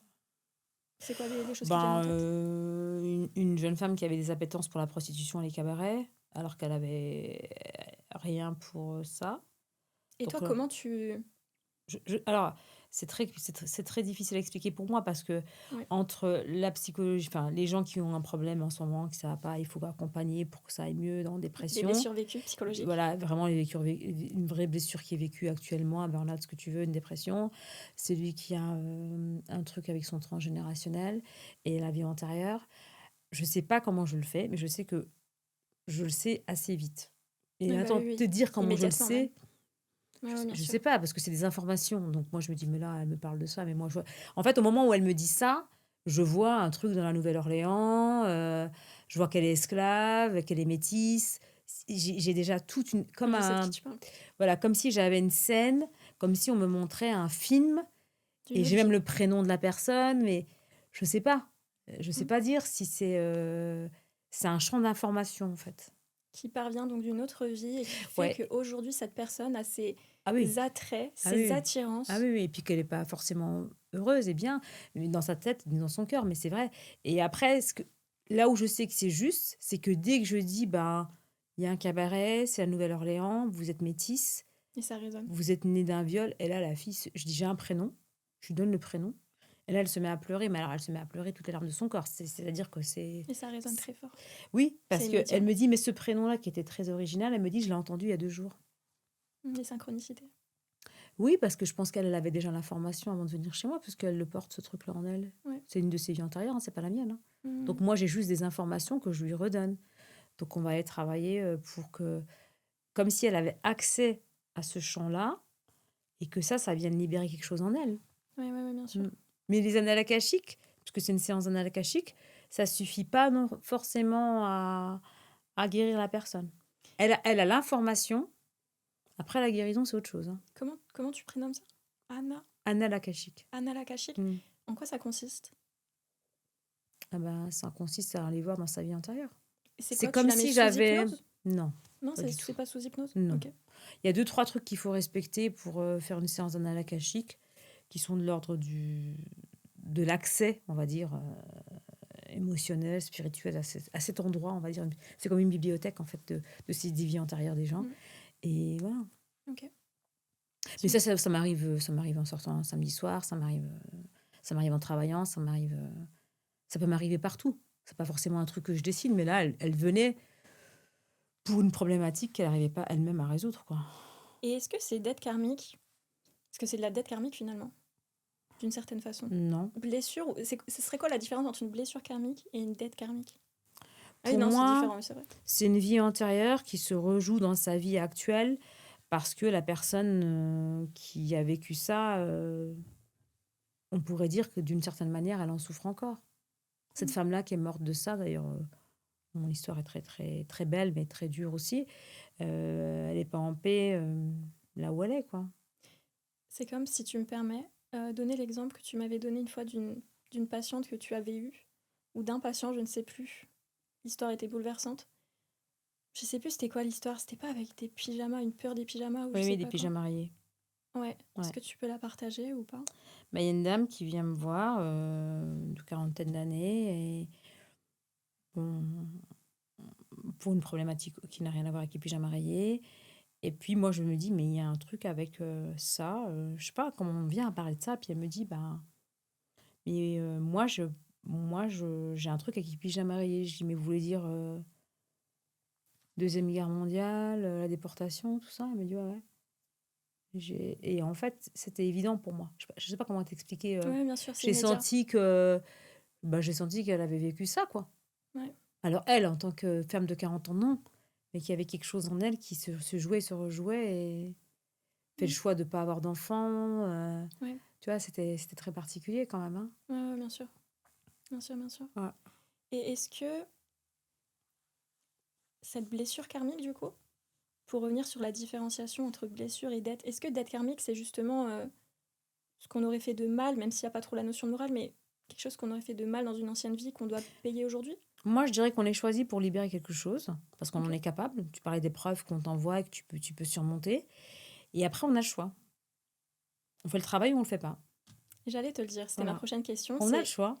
est-ce que... Mais on est choisi. Moi, je pense quand même qu'on est choisi, hein. Oui, On bien est sûr. choisi comme on choisit. Est-ce qu'on se choisit pas déjà avant? Ah, mais c'est sûr.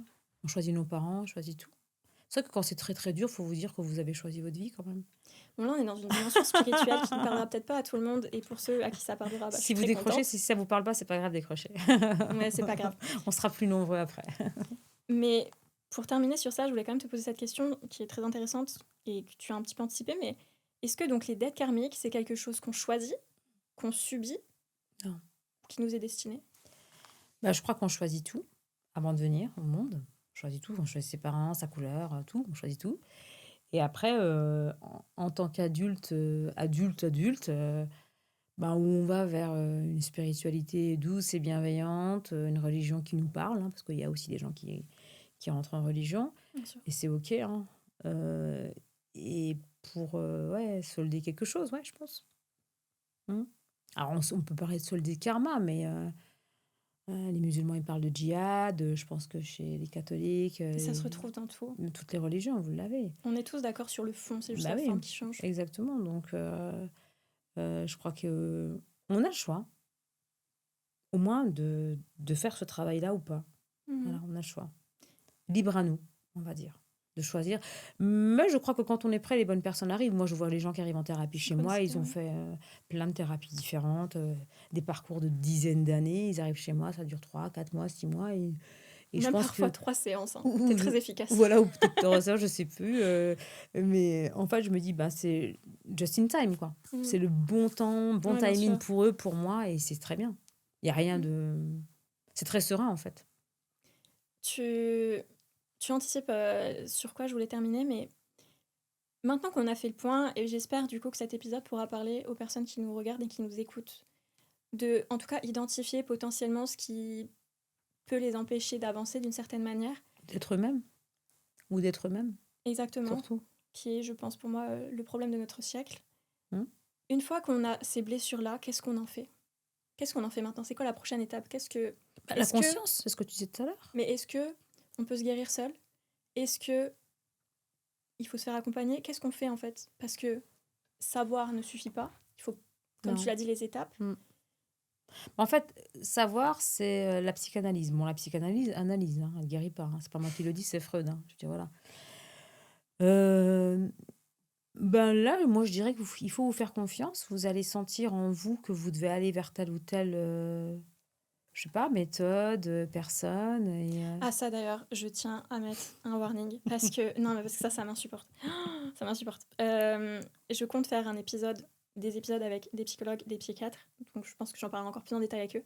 Mais chez les entrepreneurs hommes notamment, il y a beaucoup ce truc où ils ont jamais vu de thérapeute ou de psy de leur vie et ils vont se dire: «Oui, ils font que de parler, nanana». Mais en fait, les gars, il y a plein de thérapies différentes. Il y en a pas qu'une seule. Il faut trouver non seulement la personne qui vous correspond, mais aussi la thérapie qui vous correspond. Et ça, je tenais à mettre un gros warning parce que, surtout dans notre génération, il y a beaucoup le truc de on se guérit tout seul avec ChatGPT.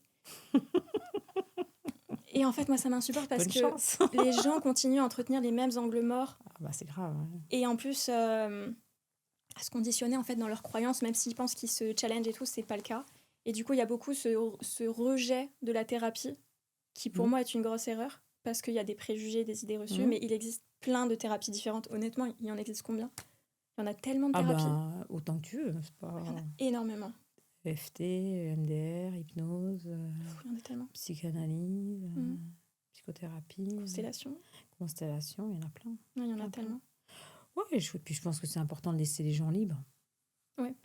Faut vous faire confiance, faut aller vers ce qui résonne en vous, ce qui fait sens pour vous. Il y en a, ça va être le yoga, hein. Je veux dire, voilà, Ouais, c'est bien OK, sûr. hein. C'est aussi une thérapie, ouais, Mmh, bien sûr. mmh, mmh, mmh. Et pour continuer, il y a une question que je voulais absolument aborder avec toi. C'est la question du timing. En tout cas, c'est mon ressenti. C'est que il y a souvent la notion de timing qui ressort en thérapie. Qu'est-ce que tu appelles timing? Le bon moment, Ah, the good time, quoi. ouais. Mmh. Qu'est-ce que tu conseillerais à des personnes qui sont pas connectées à leur ressenti pour savoir quand est-ce qu'ils sont prêts ou quand ils ne sont pas prêts? Pour moi, ça, c'est une grosse question de justement cette question de timing, de il faut être prêt pour travailler sur soi et entamer ce processus. Mais il y a des gens qui sont tellement déconnectés de leur ressenti qu'ils n'arrivent pas à savoir et du coup, ils vont faire que de retarder alors que des fois ils sont prêts. Je sais pas si tu vois ce que je veux dire. Comment on pourrait les aider, ces personnes qui sont coupées de leur ressenti? Alors moi, j'ai une confiance totale dans la vie. Je pense que quelqu'un qui est coupé de ses émotions, il y a une bonne raison.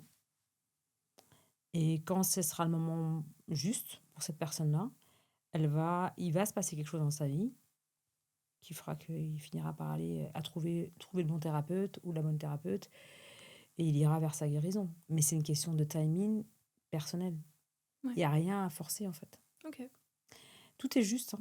On en revient toujours à la même chose, Et si se vous déculpabiliser aussi, je pense. ça déculpabilise aussi les gens qui sont en quête de réussite, de se dire, De «Ouais, contrôle. j'aurais pu devenir, ce footballeur-là parce qu'il m'a manqué 10 centimètres, j'aurais pu devenir cette actrice-là». Non, il t'a rien manqué, en fait. En vérité, tu es là où tu dois être et Ouais. chacun est là où il doit être. Et ça, qu'est-ce que ça fait du bien de l'entendre de Il faut t'es pas en l'accepter. retard. Ouais et puis tu ni en retard ni en avance. Tu es là où tu dois être, en fait. Ouais, bien sûr. Tu es avec la personne avec laquelle tu dois être, tu es dans la maison que tu c'est tout est juste, en fait Mm. et quand tu es là et que tu l'acceptes, Oui, tu l'acceptes. ah oui, Et que tu vis vraiment le moment oui, présent. bien sûr, Mm.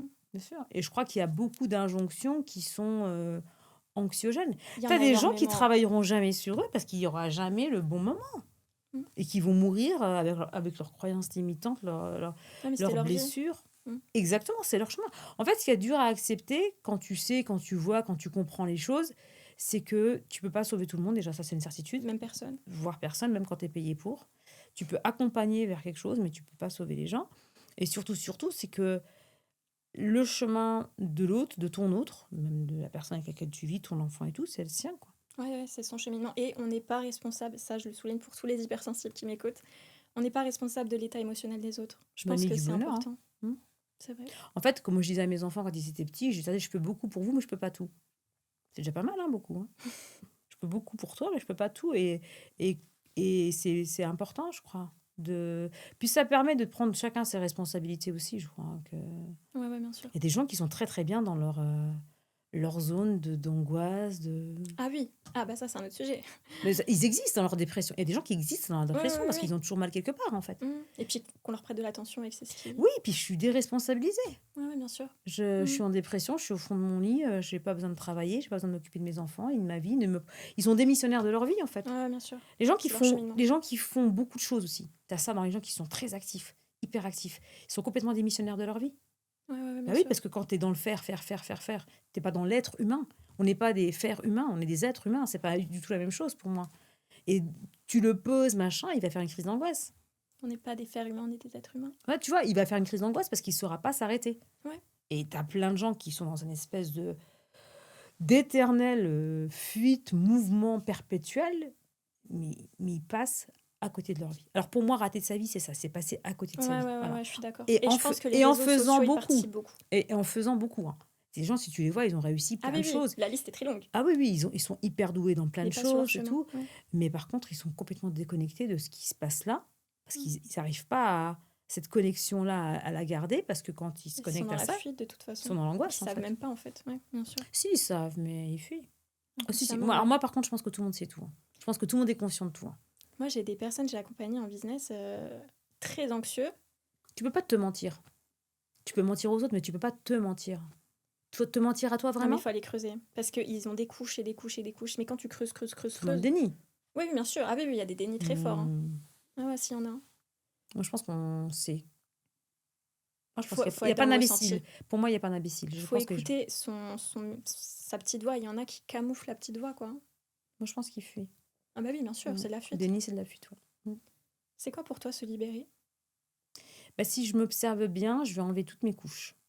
Celle de ma féminité, celle de la mère, celle de la fille que je suis pour mes parents, de mon ethnie, mes origines. Des rôles, finalement. Je dirais pas des rôles, je dirais quand même toute mon identité. Qu'est-ce qui reste ? Il reste rien, il reste que du calme. De la neutralité. Comme si je flottais un petit peu dans l'espace. C'est ce que je fais en méditation, d'ailleurs. C'est quand on monte en état de conscience, finalement, non ? Est-ce que la libération, c'est monter en état de conscience ? C'est accepter tout ce qui est, y compris soi. Et c'est ça le plus dur, en fait. Parce qu'on rate beaucoup de choses, finalement. Pour terminer, pour tous ceux et toutes celles qui nous écoutent, qui sont à un moment de leur vie où ils veulent aller de l'avant, qu'ils ont cette volonté mais ils ne savent pas comment, qu'est-ce que tu leur conseillerais ? Commencez par aller vers quelque chose qui vous met vraiment en joie. Même un tout petit truc. Un tout petit truc. Quelqu'un que vous aimez, que vous n'avez pas vu depuis longtemps. Vous n'avez pas pris de ses nouvelles. Votre gâteau préféré. Votre lecture. Un tout petit truc qui vous met en joie. Un tout petit truc. C'est la clé pour aller vers plus de joie, parce que là où il y a de la joie, il y a de la liberté, il y a de la paix, en fait. Et quoi qu'on dise, quoi qu'on fasse, au fond, on aspire tous à ça. C'est juste une question qu'on ne s'autorise pas toujours et qu'on croit qu'être heureux, c'est avoir, faire. Plutôt que être. Voilà, donc soyez juste sur un petit truc qui vous amène énormément de joie. Un petit pas. Un pas vers ça. Dénué de tout intérêt. Dans votre âme d'enfant, en fait. Ouais, c'est ce que j'allais dire, reconnecter à l'enfant intérieur. Et pour terminer, la question signature du podcast, qui est un peu plus personnelle. Quelle est la meilleure décision que tu aies prise dans ta vie ? M'autoriser à aimer. C'est beau. C'est beau, j'aime beaucoup. Merci infiniment pour cet échange qui était, je trouve, extrêmement enrichissant et qui, je pense, va faire beaucoup de bien. Je pense qu'il y a eu beaucoup de bienveillance et on a hâte d'avoir vos retours en commentaire. Merci beaucoup pour le temps que tu as pris. Pour tous ceux que ça intéresse, je laisserai les informations de Sherazade en barre d'informations. Abonnez-vous, je le dis jamais, mais voilà, si le podcast vous plaît, c'est toutes les thématiques que j'aborde sur cette chaîne. Merci beaucoup. Merci à Vraiment, toi. merci beaucoup. On se dit à très vite. Et en attendant, prenez soin de vous.